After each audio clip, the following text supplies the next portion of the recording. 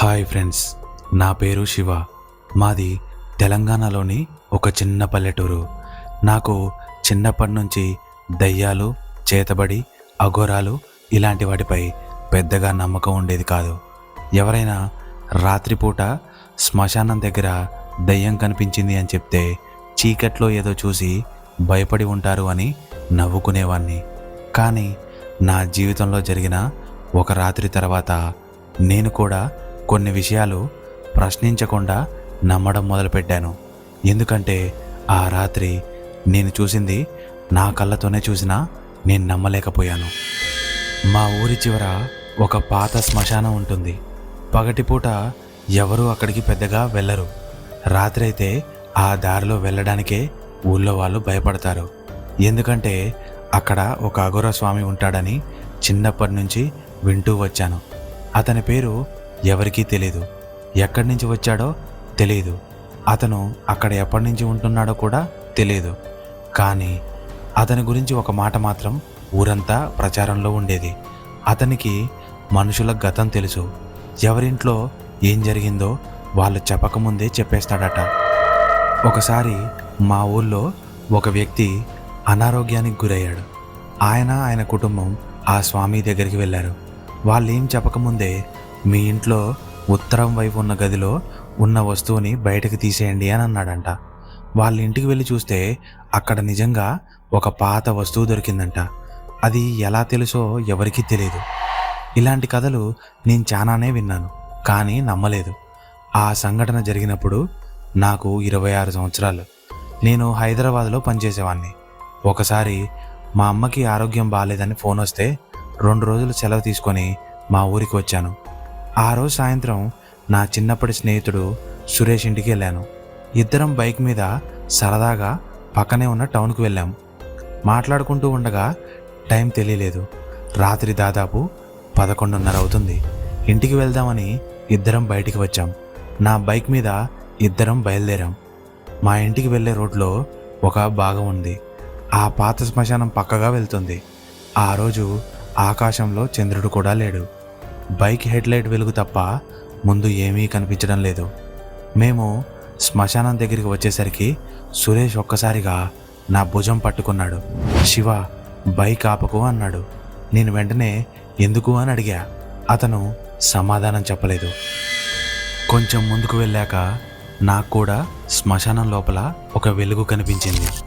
మొదట ఎవరో చితి వెలిగించారు అనుకున్నాను. కానీ ఆ రోజు మా ఊళ్ళో ఎవరూ చనిపోలేదు. నేను బైక్ వేగం తగ్గించా.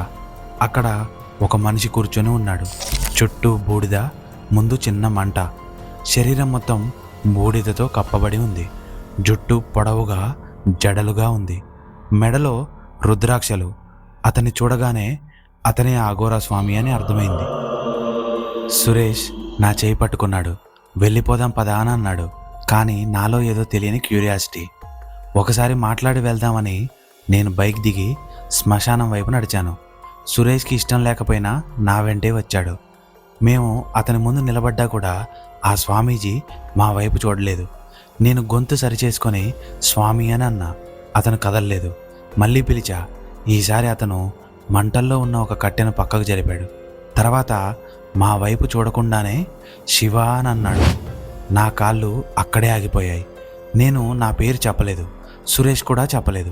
అయినా అతనికి నా పేరు ఎలా తెలుసు? నేను నెమ్మదిగా అడిగాను, మీకు నా పేరు ఎలా తెలుసు అని. అతను నా వైపు కూడా చూడకుండా అన్నాడు, మీ అమ్మని ఈ రాత్రి ఒంటరిగా వదలకు అని. నా గుండె ఒక్కసారిగా వేగంగా కొట్టుకుంది. మీకు మా అమ్మ గురించి ఎలా తెలుసు అని అడిగాను. అతను సమాధానం చెప్పలేదు. కొద్దిసేపటి తర్వాత మళ్ళీ అన్నాడు, ఈ రాత్రి మీ ఇంటి తలుపు కొడతారు అని. సురేష్ నా వైపు భయంగా చూశాడు. నేను అడిగాను, ఎవరు కొడతారు అని. అతను ఈసారి నేరుగా నా కళ్ళలోకి చూశాడు. ఆ కళ్ళలో ఏదో విచిత్రమైన ప్రశాంతత ఉంది. అతను నెమ్మదిగా అన్నాడు, తలుపు తీయకు అని. ఎందుకు అంటే అతని సమాధానం ఇప్పటికీ నా చెవుల్లో వినిపిస్తూనే ఉంది. ఎందుకంటే బయట నిలబడేది మనిషి కాదు అని చెప్పాడు.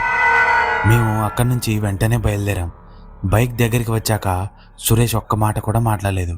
నేను మాత్రం నవ్వుతూ ఏదో భయపెట్టడానికి అలా చెప్పాడు అన్నాను. బైక్ స్టార్ట్ చేశా. కానీ శ్మశానం దాటుతున్నప్పుడు ఎవరో మా వెనక నుంచి నడుస్తున్నట్టుగా అనిపించింది. నేను మిర్రర్లో చూసా, ఎవరూ లేరు. మళ్ళీ చూసా, ఎవరూ లేరు.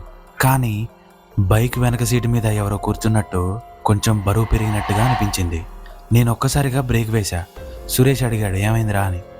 ఏమీ లేదని చెప్పి బైక్ మళ్ళీ స్టార్ట్ చేశాను. ఈసారి వెనక్కి తిరిగి చూడలేదు. సురేష్ని వాళ్ళ ఇంటి దగ్గర దింపి నేను ఇంటికి వెళ్ళేసరికి 12:30 అవుతుంది. మా అమ్మ హాల్లో పడుకొని ఉంది. ఆమె దగ్గరికి వెళ్ళి చూశాను. ఆమె మంచి నిద్రలో ఉంది. నాకు కొంచెం ఊరటగా అనిపించింది. ఆ స్వామి చెప్పింది భయపెట్టడానికి వెళ్ళే అనుకున్నాను. నేను నా రూమ్లోకి వెళ్ళి పడుకున్నాను. ఎంతసేపటికి నిద్రపోయానో తెలీదు. ఒక్కసారిగా అని శబ్దం. కళ్ళు తెరిచా. కొన్ని సెకండ్ల తర్వాత ఈసారి మరీ స్పష్టంగా వినిపించింది. ఎవరో మెయిన్ డోర్ కొడుతున్నారు. నా గుండె వేగంగా కొట్టుకోవడం మొదలైంది. అప్పుడే బయట నుంచి ఒక గొంతు వినిపించింది, శివ అని. నేను నా మంచం మీదే కూర్చొని ఉన్నాను. ఆ గొంతు నాకు చాలా పరిచయం ఉన్న గొంతులా అనిపించింది. అది మా అన్నయ్య రవి గొంతులా అనిపించింది. నా శరీరం మొత్తం చల్లబడిపోయింది. ఎందుకంటే రవి కనిపించకుండా పోయి 20 సంవత్సరాలు అవుతుంది. అప్పటికి నాకు కేవలం 6 ఏళ్ళు మాత్రమే. అతను ఎక్కడికి వెళ్ళాడో, ఎలా కనిపించకుండా పోయాడో మా కుటుంబానికి ఇప్పటికీ తెలియదు. కానీ ఆ రాత్రి బయట నుంచి మళ్ళీ అదే గొంతు, శివ తలుపు తీయి అని. నా కళ్ళలో నీళ్లు వచ్చాయి. 20 సంవత్సరాల తర్వాత మా అన్నయ్య గొంతు నేను వింటున్నాను. నేను తలుపు వైపు అడుగు వేయబోతుండగా అఘోరా స్వామి మాట గుర్తొచ్చింది, తలుపు తీయకు అని. నేను అక్కడే ఆగిపోయాను. బయట నుంచి మళ్ళీ రవి గొంతు, ఈసారి చాలా నెమ్మదిగా, శివ నన్ను లోపలికి రానివ్వు అని. నేను తలుపు తీయలేదు. అప్పుడు బయట నుంచి ఒక్కసారిగా నవ్వు వినిపించింది. అది రవి నవ్వు కాదు, చిన్న పిల్లవాడి నవ్వు. తర్వాత తలుపు కింద నుంచి బూడిద లోపలికి రావడం మొదలైంది. నేను వెనక్కి దగ్గా. అదే సమయంలో నా వెనక నుంచి మా అన్నయ్య గొంతు వినిపించింది, శివ అని. నేను గడ్డ కట్టుకుపోయాను.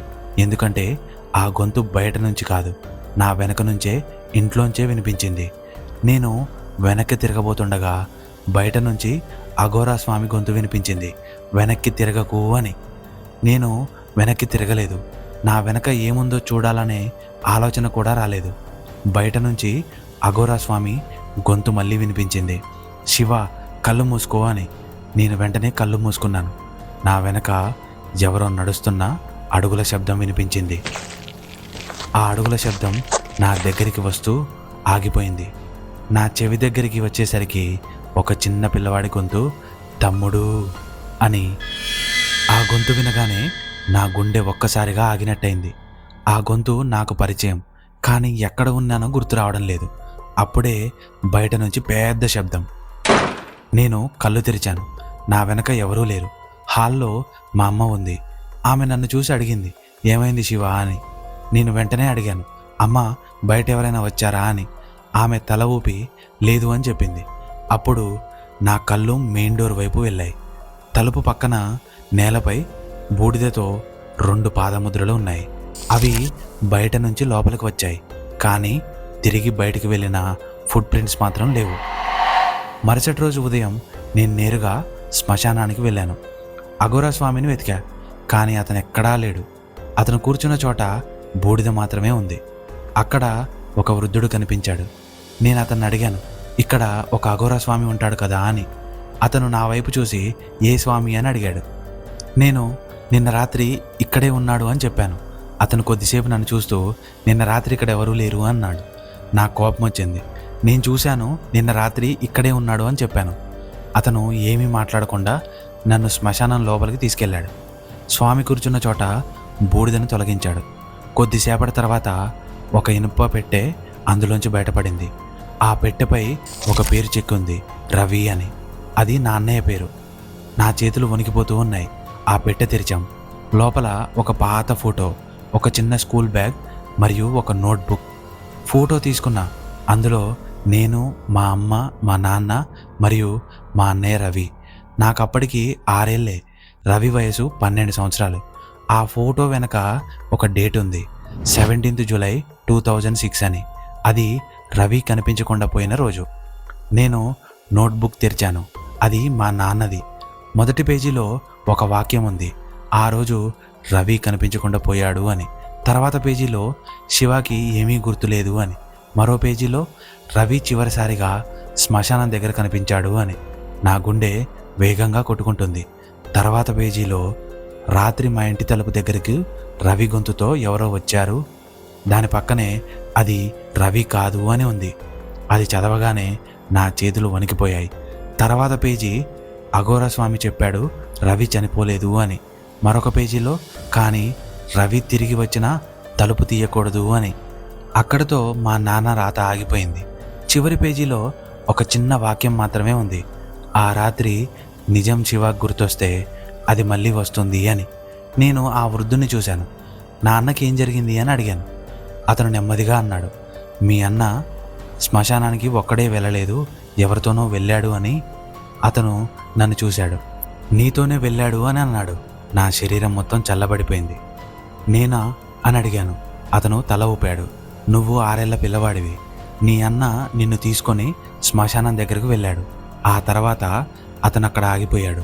మీ ఇద్దరిని అక్కడెవరో చూశారు, కానీ ఆ శ్మశానంలోంచి తిరిగి వచ్చింది ఒక్కరే అని చెప్పాడు. నేను అడిగాను ఎవరు అని. అతను నా వైపు చూస్తూ అన్నాడు, నువ్వు మాత్రమే తిరిగి వచ్చావు అని చెప్పాడు. ఆ మాట విన్న వెంటనే నా తలలో ఏదో పగిలినట్టుగా అయింది. చిన్నగా నా చిన్ననాటి జ్ఞాపకాలు ఒక్కసారిగా తిరిగి రావడం మొదలయ్యాయి. ఒక చీకటి రాత్రి నేను మా అన్నయ్య రవి చేయి పట్టుకొని నడుస్తూ ఉన్నా. రవి భయపడుతూ శివ వెనక్కి చూడు అంటున్నాడు. నేను నవ్వుతూ అన్నా నాకేం భయం లేదు అంటున్నా. మేము శ్మశానం లోపలికి వెళ్తూ ఉన్నాం. అక్కడ ఒక మంట వెలుగుతుంది. ఆ మంట ముందు ఒక మనిషి కూర్చొని ఉన్నాడు. అదే అఘోరా స్వామి. అతను మమ్మల్ని చూసి మీరిక్కడికి రాకూడదు అన్నాడు. రవి నా చేయి గట్టిగా పట్టుకున్నాడు. అప్పుడు మా వెనక నుంచి ఒక గొంతు రవి అని. రవి వెనక్కి తిరిగాడు. నేను కూడా తిరగబోతున్నా. అఘోరా స్వామి ఒక్కసారిగా లేచి వెనక్కి చూడొద్దు అని అరిచాడు. కానీ రవి అప్పటికే తిరిగేశాడు. అతని ముఖంలో భయం. అతను నన్ను చూసి ఒకే మాట అన్నాడు, శివ పరిగెత్తు అని. నేను పరిగెత్తాను. రవి కూడా నా వెంట రావడానికి ప్రయత్నించాడు. కానీ ఎవరో అతని కాళ్ళని పట్టుకున్నట్టు అతను అక్కడే ఆగిపోయాడు. నేను వెనక్కి తిరిగి చూశా. రవి నేలపై పడిపోయి ఉన్నాడు. అతని వెనక ఒక నల్లటి ఆకారం నిలబడి ఉంది. ముఖం లేదు, కళ్ళు లేవు, కేవలం మనిషి ఆకారంలో ఒక చీకటి మాత్రమే. అది రవి మీదకు వంగింది. నేను అరుస్తూ అన్నా అని పరిగెత్తాను. అప్పుడు అఘోరా స్వామి నా ముందు నిలబడి నా నుదుటిపై బూడిద పెట్టాడు. నువ్వేమీ చూడలేదు అని అన్నాడు. ఆ తర్వాత నాకేమీ గుర్తులేదు. నేను ఒక్కసారిగా ప్రజెంట్లోకి వచ్చాను. నా కళ్ళ నుంచి నీళ్లు వస్తున్నాయి. అయితే రవి, ఆ వృద్ధుడు శ్మశానం వెనకనున్న ఒక పాత సమాధి వైపు చూపించాడు. అక్కడ ఒక చిన్న రాయి ఉంది. దానిపై పేరు లేదు, కేవలం ఒక తేదీ మాత్రమే ఉంది, 17th జూలై 2006 అని. నేను ఆ రాయి దగ్గరికి వెళ్ళాను. అక్కడ బూడిదపై ఒక చిన్న పిల్లవాడి అడుగుల ముద్రలు ఉన్నాయి. అవి నా వైపే వస్తున్నాయి. నా ముందుకు వచ్చి అక్కడితో ఆగిపోయాయి. అప్పుడే నా వెనక నుంచి అఘోరా స్వామి గొంతు వినిపించింది. ఇప్పుడు గుర్తొచ్చిందా అని. నేను వెనక్కి తిరిగాను. అతను అక్కడే నిలబడి ఉన్నాడు. నేను అడిగాను, మా అన్నయ్య ఎక్కడా అని. అతను కొద్దిసేపు నన్ను చూస్తూ రవి వెళ్ళిపోలేదు అని అన్నాడు. అయితే ఏమయ్యాడు అని అడిగా. అతను శ్మశాన వైపు చూపించాడు. అతను ఇక్కడే ఉన్నాడు అని అన్నాడు. నా గుండె ఆగిపోయినట్టుగా అనిపించింది. 20 సంవత్సరాలుగా ఇక్కడే ఉన్నాడా అని అడిగాను. అతను తల ఊపాడు. అయితే నిన్న రాత్రి మా ఇంటికి వచ్చింది ఎవరు అని అడిగా. అతని ముఖం మొదటిసారిగా భయంకరంగా మారింది. అది రవి కాదు అని చెప్పాడు. మరి ఎవరు అని అడిగాను. అతను నెమ్మదిగా అన్నాడు, రవి వెళ్ళిపోయినప్పుడు అతని వెంట వచ్చిందే నిన్న రాత్రి మీ ఇంటికి వచ్చింది అని అన్నాడు. నేను అడిగాను, అది నన్నెందుకు వెంటాడుతుంది అని. అఘోరా స్వామి సమాధానం చెప్పలేదు. నా నుదుటిపై మళ్ళీ బూడిద పెట్టాడు. తర్వాత అన్నాడు, 20 సంవత్సరాలుగా అది నీ జ్ఞాపకాల వెనక దాక్కుంది అని. ఇప్పుడు నీకు అన్నీ గుర్తొచ్చాయి, అందుకే నీ వెంట వస్తుంది అని చెప్పాడు. అది కూడా మేల్కొంది అని చెప్పాడు. నా గుండె వేగంగా కొట్టుకుంది. ఇప్పుడేం చేయాలి అని అడిగాను. అతను నా కళ్ళలోకి చూస్తూ అన్నాడు, ఈ రాత్రి ఒంటరిగా నిద్రపోకు అని చెప్పాడు. నేను అడిగాను, ఎందుకు అని. అతను చాలా నెమ్మదిగా చెప్పాడు, ఎందుకంటే ఈసారి అది తలుపు బయట నిలబడదు. ఆ రోజు సాయంత్రం నేను ఇంటికి తిరిగి వచ్చాను. రాత్రి అమ్మతో కలిసి హాల్లోనే కూర్చున్నా. టైం 12 దాటింది, 1 అయింది, 2 అయింది. ఏమీ జరగలేదు. నాకు కొంచెం ధైర్యం వచ్చింది. సరిగ్గా 2:13 అప్పుడే మా ఇంటి మెయిన్ డోర్ మీద నేను కదలలేదు. అమ్మ నా చేయి పట్టుకుంది. మూడోసారి నేను తలుపు వైపు చూస్తూ ఉన్నాను. బయట నుంచి ఒక గొంతు, శివ అని. ఈసారి అది రవి గొంతు. తమ్ముడు తలుపు తీయి అంది. నా కళ్ళలో నీళ్లు వచ్చాయి, కానీ తలుపు తీయలేదు. అప్పుడు ఆ గొంతు ఒక్కసారిగా మారిపోయింది. చిన్న పిల్లవాడి గొంతుగా అన్నా అని పిలిచింది. నేను గడ్డగట్టికిపోయాను. అదే సమయంలో నా వెనక బెడ్రూమ్ నుంచి ఒక చిన్న అడుగుల శబ్దం. నేను నెమ్మదిగా వెనక్కి తిరిగి చూశాను. బెడ్రూమ్ తలుపు దగ్గర ఒక చిన్న పిల్లవాడు నిలబడి ఉన్నాడు. వెనక నుంచి కనిపిస్తూ ఉన్నాడు. తెల్లటి షర్టు, చిన్న స్కూల్ బ్యాగు. నేను అతని వైపు ఒక అడుగు వేశాను. అతను నెమ్మదిగా నా వైపు తిరిగాడు. అది మా అన్నయ్య రవి చిన్నప్పటి ముఖం. అతను నవ్వాడు, కానీ అతని కళ్ళు మాత్రం మనిషివి కావు.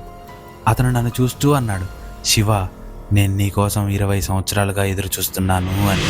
అంతే. రూమ్ లైట్ ఒక్కసారిగా ఆగిపోయింది. చీకట్లో నా చెవి దగ్గర ఎవరో. ఈసారి ఆ గొంతు రవిది కాదు, అది నా గొంతు. ఇప్పుడు మనిద్దరం కలిసి ఉంటాం అని చెప్పింది. ఆ తర్వాత నాకేం జరిగిందో నాకు పూర్తిగా గుర్తులేదు. కానీ ఉదయం లేచేసరికి నా నుదుటిపై బూడిద ఉంది. మా ఇంటి ముందు నేలపై 2 జతల పాదముద్రలు ఉన్నాయి. ఒకటి చిన్న పిల్లాడిది, మరొకటి పెద్దవాళ్ళది.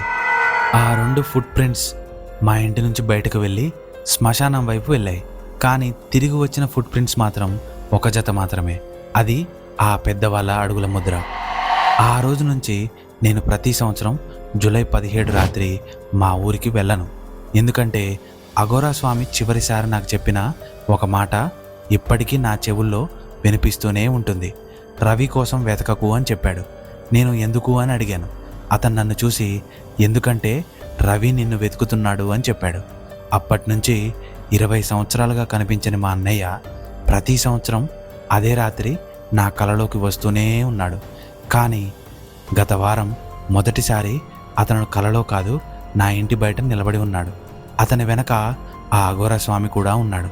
నేను తలుపు తెరవలేదు, కానీ ఈసారి బయట నుంచి వచ్చిన గొంతు రవి గొంతు కాదు, అఘోరా స్వామి గొంతు. అతను ఒక్కడే అన్నాడు, శివ, ఇక నేను అతను ఆపలేను అని.